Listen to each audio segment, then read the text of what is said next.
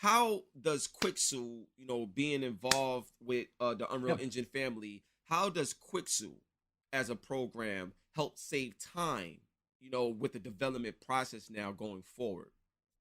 Yeah, it's a great question. I mean, some like my personal experience has sort of been working sort of on the outsourcing side of things in the industry, and one of the things that was pretty obvious to me early on, and sort of my exposure to what Megascans in the library was doing, is that effectively, like there are so many things that you would send to outsourcing, right? Like think about just small little props and assets that you would otherwise like not want to bog like some of your like more senior artists down with, right? As far as like Right. time, right?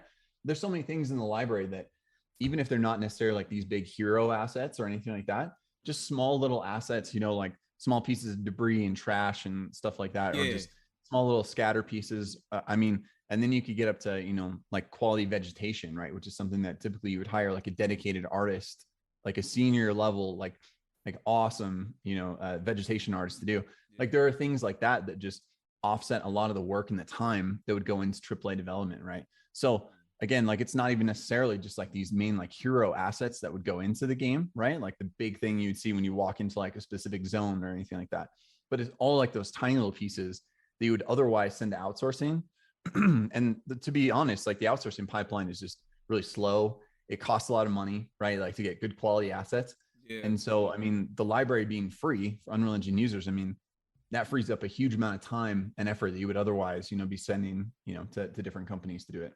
That's interesting. So pretty much what you did was a lot of outsourcing that normally would take place don't have to take place because of the creation of Quixel. Is Yeah, that exactly. accurate? That's crazy. So Yeah. like now, like on top of that subject matter, bro, because you just brought up something that's interesting. So I see the pictures where y'all like go out to different places and take pictures and capture these things.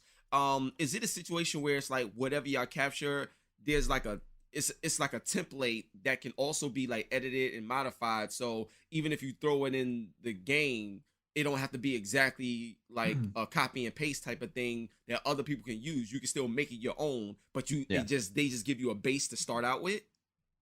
That's a great question. Yeah. I mean, because most artists, right, like they don't want to necessarily just grab whatever, like, let's call it a brick wall, right? Like just that brick wall that's in the library, brick wall, 31 or Yeah, something in the yeah. library, right?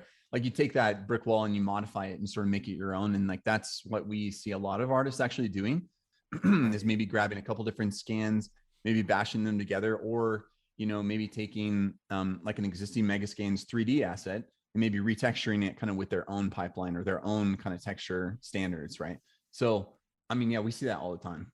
Yo, bro, that so nah, because now, like when I first seen Quixel just myself, I'm not a game developer, but I study it. You know what I'm saying? So just by seeing it myself and hearing you speak on this, I can just imagine what's being developed and worked on and what can be accomplished now that it plays a major role in time saving.